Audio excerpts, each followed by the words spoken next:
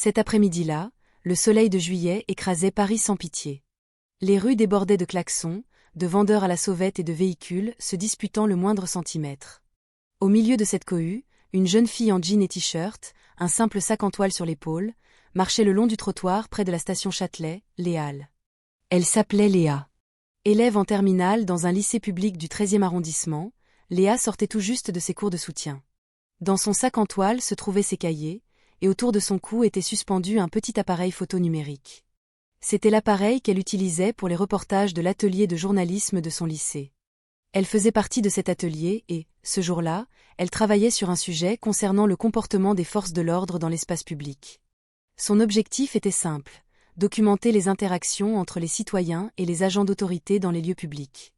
Mais qui aurait pu deviner que son reportage se transformerait ce jour-là en une affaire majeure qui changerait le destin de nombreuses personnes. L'ambiance sur les trottoirs, près de la sortie du RER, était dense. Quelques vendeurs à la sauvette proposaient leurs marchandises. Des employés de bureaux pressés se hâtaient et des livreurs à scooter attendaient leurs commandes. Léa se posta sous un platane, essayant d'allumer discrètement son appareil photo. De l'autre côté de la rue, un policier en uniforme complet se tenait près d'une guérite de police. Il avait le visage dur, la mâchoire serrée, et des lunettes de soleil noir dissimulaient son regard. L'écusson sur sa poitrine indiquait « Brigadier-chef Marc Dubois ». Les gens aux alentours semblaient hésiter à s'approcher. Le brigadier-chef Dubois était connu pour sa sévérité dans le secteur. Il réprimandait souvent les vendeurs à la sauvette qui empiétaient sur le trottoir. Mais son ton était parfois excessivement dur. Léa observait de loin. Elle activa le mode vidéo, fixant le petit écran de son appareil tout en pensant « Si je peux capturer une interaction authentique, mon article aura tellement plus de poids. Mais je dois être prudente, ne pas me faire repérer. » L'incident inattendu se produisit vers 13h20. Une femme d'un certain âge poussait un chariot de légumes sur le trottoir. Une roue de son chariot se coinça dans une dalle abîmée du trottoir, et une partie de sa marchandise tomba. Le brigadier-chef Dubois, qui se tenait non loin, se mit immédiatement à crier fort « Madame, on vous a déjà dit de ne pas passer par ici. C'est réservé aux piétons. » Son ton était cassant. La femme répondit en bégayant « Excusez-moi, monsieur l'agent. Je voulais juste traverser. Il fait si chaud. » C'est ça, des excuses. C'est tous les jours la même chose. Dégagez de là ou je vous verbalise sur le champ. Léa commença à filmer. L'appareil dans sa main tremblait légèrement, mais sa mise au point restait stable. Elle savait que ce moment était important. Un petit portrait d'un abus de pouvoir. Cependant, soudain, le brigadier-chef Dubois tourna la tête. Ses yeux se fixèrent directement sur Léa. « Et vous? Qu'est-ce que vous fabriquez ?» cria-t-il. Léa fut surprise, mais tenta de rester calme. « Je ne fais que passer, monsieur. » « Passer? Et cet appareil photo, pourquoi il est allumé ?» Léa baissa son appareil. « C'est pour un projet scolaire, monsieur. »« Scolaire? Vous filmez la police? Vous vous croyez dans un film ?» Le silence se fit instantanément autour d'eux. Plusieurs personnes s'arrêtèrent et regardèrent. Léa tenta d'expliquer, mais le brigadier-chef Dubois avait déjà perdu patience. Il s'avança rapidement, attrapa la bandoulière du sac de Léa où se trouvait l'appareil, et sans prévenir, donna un coup de pied dans le sac, heurtant la jambe de Léa et la faisant basculer sur le trottoir. Stupeur au milieu de la panique. Tous ceux qui avaient vu la scène étaient choqués. Un homme assis à la terrasse d'un petit café s'exclama « Eh, monsieur l'agent, on ne frappe pas une gamine comme ça. » Mais le brigadier-chef Dubois lui lança en retour « Mêlez-vous de vos affaires. » Léa essaya de se relever, le visage pâle. Mais au milieu de la douleur, elle eut le temps de voir son appareil photo numérique, tomber sur le bord du trottoir, toujours allumé. Le petit voyant rouge dans le coin de l'écran clignotait doucement. Elle réalisa que toute la scène venait d'être enregistrée. Dans son fort intérieur, Léa prit une résolution. Si je diffuse ça, les gens comme lui ne pourront plus agir à leur guise. Mais elle ne résista pas sur le moment. Elle savait que s'opposer sur place pouvait être dangereux. Elle ramassa simplement son appareil, regarda le brigadier-chef Dubois avec un regard vide, puis s'éloigna en retenant ses larmes. Le début d'une grande décision. Le soir même, Léa arriva à l'appartement qu'elle louait avec sa mère à Belleville. Sa mère, Madame Mireille, l'accueillit avec inquiétude. « Tu rentres en boitant comme ça, ma chérie. Qu'est-ce qui s'est passé ?» Léa resta silencieuse un instant, puis lui montra la vidéo. « Regarde, maman. Ce policier m'a donné un coup de pied tout à l'heure. Madame Mireille regarda l'écran avec colère. Mon Dieu! Il n'a pas honte. Mais qu'est-ce que tu as fait? Rien, maman. Je le filmais juste en train de hurler sur une marchande. Et c'est moi qui l'a frappé. Madame Mireille prit sa fille dans ses bras. Ses larmes se mirent à couler. Ce monde devient de plus en plus étrange, ma chérie. Mais tu dois faire attention. On ne plaisante pas avec les forces de l'ordre. Léa hocha la tête. Mais dans son esprit, sa détermination se renforçait. Elle ouvrit son ordinateur portable, copia le fichier de son appareil photo et commença à rédiger un rapport concis. Elle ne savait pas comment signaler officiellement cela, mais elle savait une chose. Cette vidéo ne devait pas disparaître. Le lendemain au lycée. Le lendemain, l'ambiance dans la salle de l'atelier de journalisme était studieuse. Léa arriva, le visage encore fatigué. Son amie, Chloé, l'accueillit immédiatement. « Qu'est-ce qui t'arrive, Léa? Pourquoi tu boites encore un peu ?» Léa soupira, puis répondit à voix basse, « Un policier m'a donné un coup de pied hier. »« Quoi? Tu es sérieuse ?» Léa ouvrit son ordinateur portable et diffusa la vidéo devant ses amis. Tous se turent. La voix du brigadier-chef Dubois résonnait, claire, dure, furieuse, et s'achevait par le cri violent au moment où il frappait le sac. Chloé porta la main à sa bouche. « Oh là là, c'est tellement flagrant. Tu dois porter plainte, Léa. »« J'ai peur, » répondit Léa. « Si je porte plainte, c'est peut-être moi qui aurai des ennuis. » Leur professeur superviseur de l'atelier, M. Bernard, entra par hasard dans la salle. Voyant les visages sérieux de ses élèves, il s'approcha. « Que se passe-t-il ici ?» Léa, hésitante, lui montra la vidéo. Après l'avoir regardée, M. Bernard resta silencieux quelques secondes. « C'est grave, Léa. Mais c'est aussi très important. Tu as une preuve solide. Que dois-je faire, monsieur? Si tu es prête, je t'aide à faire un signalement. Il existe un organisme de contrôle de la police, l'IGPN. Mais tu dois être préparé mentalement, car ils vont certainement t'interroger aussi. » Léa fixa l'écran de son ordinateur. Elle se vit tomber dans la vidéo, puis elle hocha lentement la tête. « Je suis prête, monsieur. Je ne veux pas que cela arrive à d'autres personnes. » Première étape, le bureau de l'IGPN. 2 jours plus tard, Léa se rendit au siège de l'IGPN, Inspection générale de la police nationale, accompagnée de M. Bernard et de sa mère. Là, elle remit la vidéo comme preuve à l'appui de son signalement. L'agent qui recevait le signalement fut surpris de voir une plaignante encore en tenue de lycéenne, bien qu'elle portait un jean, son jeune âge était évident. « Vous avez été filmé par un policier ? » ?»« Non, c'est moi qui ai filmé un policier, et il m'a frappé. Et voici la preuve. » Ils regardèrent la vidéo sur un ordinateur du bureau. La pièce devint soudainement silencieuse. Seul le son enregistré par l'appareil photo rejouait l'incident sur le trottoir. Une fois terminé, l'agent regarda Léa avec sérieux. « Merci d'avoir eu le courage de signaler cela. C'est une preuve très importante.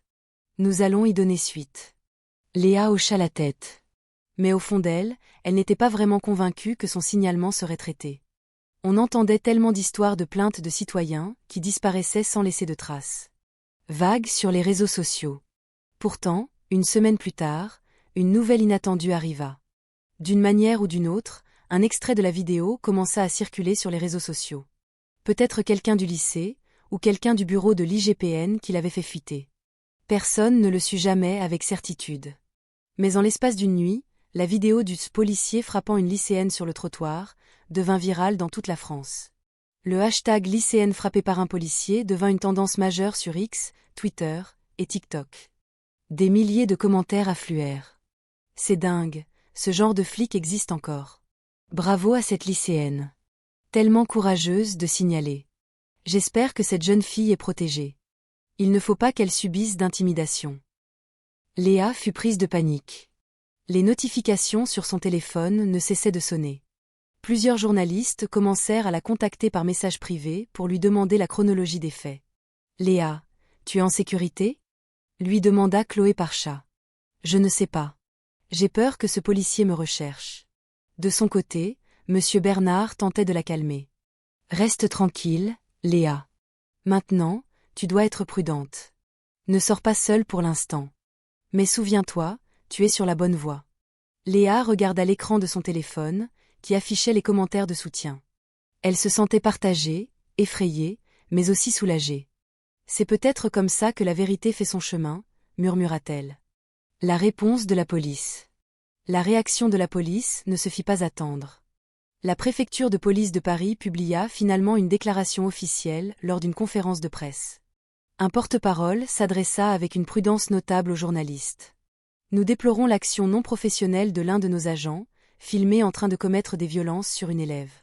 À l'heure actuelle, l'intéressé est en cours d'audition par l'IGPN.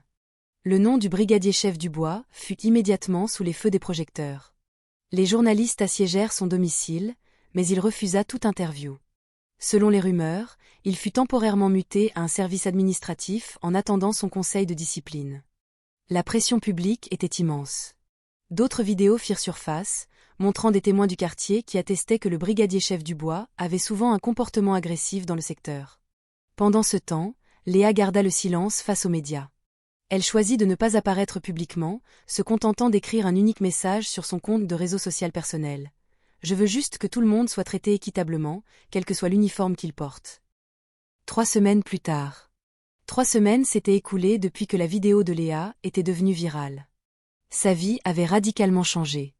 Le matin, elle ne pouvait plus aller au lycée comme d'habitude.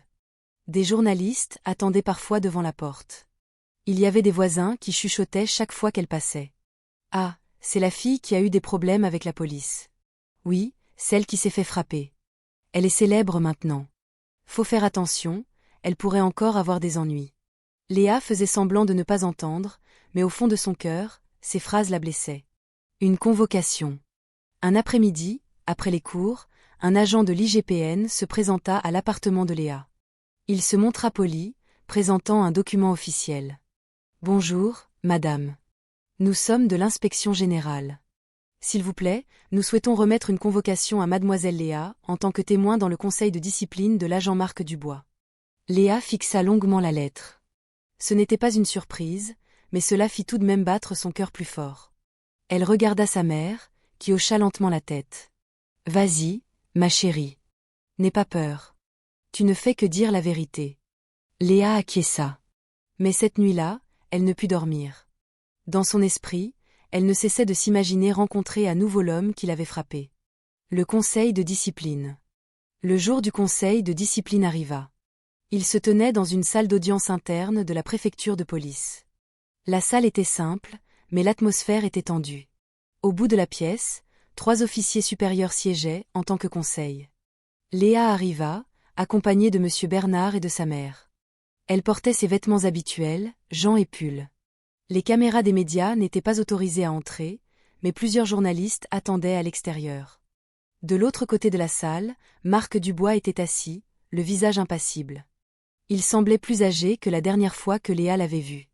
Ses cheveux étaient légèrement en désordre, ses yeux fatigués. Son uniforme était désormais dépouillé de tout attribut de fonction, il portait une simple chemise avec un brassard mis en cause. Le conseil ouvrit la séance. « Mademoiselle Léa, veuillez s'il vous plaît expliquer les événements que vous avez vécus le 4 août sur le trottoir de la station Châtelet, Les Halles. » La voix de Léa tremblait, mais restait ferme. Elle raconta tout, du début à la fin. Comment elle filmait, comment le policier avait réprimandé la marchande, jusqu'au moment où il avait frappé le sac, la touchant elle. Quand elle eut fini, le silence régna. L'un des membres du conseil demanda « Estimez-vous que l'action de cet agent a enfreint les règles de bienséance et l'éthique policière ?» « Oui, monsieur. Parce que je n'avais rien fait de mal et je ne menaçais personne. Je ne faisais que filmer pour mon devoir de lycéenne. » Marc Dubois baissa la tête. Puis, soudain, il prit la parole. « J'ai fauté, messieurs. J'étais sous le coup de l'émotion, à cause de la pression du travail. Je ne savais pas qu'elle filmait pour un devoir scolaire. » Le conseil le regarda sérieusement. « Mais vous avez frappé une mineure. Est-ce que cela peut être justifié par la pression du travail ?» Pas de réponse. Seul le bruit de la climatisation se faisait entendre. Aveux et larmes. L'audience dura près de 2 heures. Après que tous les témoins eurent déposé, le conseil demanda du temps pour délibérer. Pendant ce temps, Léa s'assit sur un banc dans le couloir avec sa mère. Peu de temps après, Marc Dubois s'approcha lentement. « Mademoiselle, » dit-il à voix basse. Léa le regarda avec prudence. « Je veux vous présenter mes excuses. Ce jour-là, j'étais en colère, j'avais beaucoup de problèmes familiaux. Mais je n'aurais jamais dû me décharger sur vous. Les larmes de Léa coulèrent sans qu'elle puisse les retenir. Je ne vous déteste pas, monsieur. Je suis juste déçue. Parce que vous êtes censé nous protéger, pas nous faire du mal. Marc Dubois baissa longuement la tête. Je sais que j'ai commis une faute impardonnable. Madame Mireille, assise à côté de Léa, regarda l'homme. Nous vous pardonnons, monsieur. Mais nous espérons que cela n'arrivera plus jamais à un autre enfant. L'homme hocha la tête, les yeux rouges. Merci, madame. La décision. Après avoir attendu près d'une heure, le conseil revint enfin dans la salle d'audience. Tout le monde se leva. Le président du conseil lut la décision d'une voix ferme. Après avoir examiné l'ensemble des dépositions des témoins et des preuves vidéo, le conseil déclare que l'agent mis en cause, le brigadier-chef Marc Dubois, s'est rendu coupable d'un manquement grave au code de déontologie de la police nationale. L'ambiance était pesante. Léa regardait droit devant elle. En conséquence, l'intéressé est sanctionné par la révocation de la police nationale. Plusieurs personnes retinrent leur souffle. Marc Dubois baissa profondément la tête. Il ne contesta pas, ne pleura pas. Il resta juste silencieux. Le président du conseil clôtura la séance. L'audience est levée. Merci au témoin pour son courage. Léa resta figée sur sa chaise. Elle ne savait pas quoi ressentir. Soulagée, triste ou fière. Ce qui était sûr, c'est que le poids sur sa poitrine s'était un peu allégé. Après l'audience. À l'extérieur du bâtiment, les journalistes attendaient. Mais Léa refusa de faire de longs commentaires. Elle dit simplement, face aux caméras, « J'espère que tout le monde tirera les leçons de cette histoire. Nous avons tous le droit d'être respectés. Qui que nous soyons. » Cette simple phrase devint virale à son tour. Mais cette fois, ce n'était pas à cause d'une tragédie, mais à cause de la fermeté et de la sincérité d'une lycéenne. Quelques jours plus tard, le lycée de Léa reçut une lettre de félicitation du rectorat de l'Académie de Paris pour avoir encouragé le courage de défendre la vérité. De l'autre côté, la vidéo de son témoignage fut utilisée comme support pédagogique dans plusieurs lycées comme exemple d'éthique sociale et de courage citoyen. L'autre facette, Marc Dubois. 3 mois plus tard, Léa apprit par un journaliste que Marc Dubois travaillait désormais comme agent de sécurité dans une usine à Saint-Denis. Un après-midi, sans en informer sa mère, Léa se rendit à cette usine. Elle voulait clore ce chapitre en paix. Lorsqu'elle arriva au poste de garde, l'homme la regarda avec stupeur. « Léa ? Oui, monsieur Dubois. Pardon de venir à l'improviste. Je voulais juste vous donner ça. » Elle lui tendit un petit paquet contenant des viennoiseries et une lettre. « Une lettre ? Qu'est-ce que c'est ? » « Une lettre de remerciement. Parce que vous avez eu le courage de reconnaître votre erreur ce jour-là. » Marc Dubois ouvrit lentement l'enveloppe. Elle ne contenait qu'une feuille de papier manuscrite. « Monsieur Dubois, j'ai beaucoup appris de cet événement. J'ai appris que la violence ne fait pas peur aux gens, elle ne fait que blesser. Mais le courage de reconnaître ses torts nous rend à nouveau humains. Léa. » Les yeux de Marc Dubois s'embrouillèrent. Il se leva et serra la main de la jeune fille. « Tu es une bonne personne. Pardon de t'avoir causé ce traumatisme. Je vous ai pardonné depuis longtemps, monsieur. » Ils se séparèrent paisiblement. Et ce jour-là, l'air de Saint-Denis sembla plus léger pour tous les deux. Un impact plus large. L'histoire de Léa apporta finalement un changement plus important qu'elle ne l'avait imaginé. Quelques mois plus tard, la Direction générale de la police nationale publia une nouvelle circulaire sur la formation à l'éthique du service public et à la gestion des émotions pour les agents de terrain. L'un des cas d'étude utilisés lors de la formation était l'affaire de la lycéenne du trottoir. Léa fut invitée à prendre la parole lors d'un séminaire sur l'éducation civique à l'Hôtel de Ville de Paris. Elle parla devant des enseignants et des lycéens de toute la région parisienne. « Je ne suis pas une héroïne, dit-elle sur scène. Je suis juste quelqu'un qui, par hasard, avait une preuve et un tout petit peu de courage. Mais si tout le monde osait s'opposer à l'injustice, aussi petite soit-elle, ce pays pourrait devenir meilleur. » Les applaudissements retentirent dans la salle. Monsieur Bernard, assis au premier rang, baissa la tête, ému. Après l'événement, de nombreux élèves s'approchèrent d'elle, demandant des photos, des conseils. Mais Léa se contenta de sourire. Elle ne se sentait pas spéciale. Elle voulait juste que tout le monde sache que défendre la vérité n'est pas une affaire extraordinaire, mais une affaire de conscience. Épilogue. Sur le même trottoir, 1 an plus tard. Léa était assise sur un banc public près du trottoir où l'incident avait eu lieu. Les platanes étaient toujours là, mais le trottoir avait été réparé et était propre. Elle portait le même appareil photo, mais cette fois, ce n'était pas pour filmer les forces de l'ordre, mais pour photographier les bouquinistes qui souriaient le long de la Seine. 1 an s'était écoulé depuis le conseil de discipline qui avait rendu le nom de Léa célèbre. Mais cette notoriété n'était pas venue sans un prix. Depuis cet événement, sa vie était remplie de nouvelles expériences. Certaines l'avaient renforcée, d'autres avaient mis sa patience à l'épreuve. Léa était maintenant assise sur les bancs de l'université, en 2e semestre de licence en communication au CELSA. Mais à l'intérieur d'elle, une ombre persistait. Parfois, lorsqu'elle voyait une patrouille de police sur le bord de la route, elle sentait encore sa respiration se bloquer. 1. L'ombre du passé. Ce jour-là, Léa se rendait à l'université en VTC. Au feu rouge, devant la préfecture de police, le chauffeur s'arrêta. Sur le trottoir de droite, un groupe de policiers se tenait, gérant la circulation. L'un d'eux cria fort sur un conducteur qui avait franchi la ligne. Son ton était dur, mais cette fois, pas agressif, juste ferme et professionnel. Pourtant, pour Léa, cette voix résonna dans sa tête. « Et vous? Qu'est-ce que vous fabriquez ?»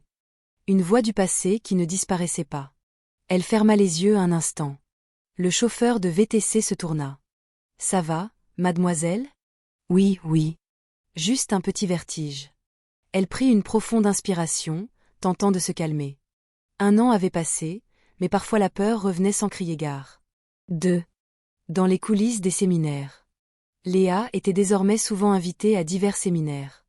Dans de nombreux lycées, elle était connue comme l'élève qui a défendu la justice. Mais derrière cela, elle se sentait souvent mal à l'aise. Une fois, lors d'un événement sur son campus, l'organisateur la présenta sous un tonnerre d'applaudissements. Voici Léa Martin, la lycéenne qui a osé défier l'injustice et provoquer un grand changement. Léa sourit poliment. Mais dans son cœur, elle murmurait « Je ne suis pas une héroïne. Je suis juste quelqu'un qui s'est retrouvé piégé dans une situation qui, par hasard, a été filmée. » Après l'événement, un étudiant s'approcha d'elle. « Léa, je t'admire tellement. Moi aussi, je me suis déjà fait agresser verbalement par un agent dans la rue, mais j'ai eu peur de le signaler. » « Avoir peur, c'est normal, » répondit doucement Léa. « Mais si tu as des preuves et que ton intention est bonne, ne reste pas silencieux. Cherche des gens qui peuvent t'aider. Parfois, la vérité a besoin d'un ami pour tenir debout. » Le jeune homme hocha lentement la tête. Léa le regarda et réalisa que, même si elle ne se sentait pas une héroïne, son courage avait donné à d'autres l'espace pour parler. 3. Des nouvelles inattendues. Un soir de mars, Léa reçut un SMS d'un numéro inconnu. « Bonsoir. C'est Léa ? » ?»« Oui, c'est moi. C'est Marc Dubois. » Léa s'arrêta de lire un instant. Ce nom fit immédiatement battre son cœur. Mais elle ne ressentit pas de peur, juste de la surprise. Elle répondit brièvement. « Bonsoir, monsieur Dubois. Que se passe-t-il ?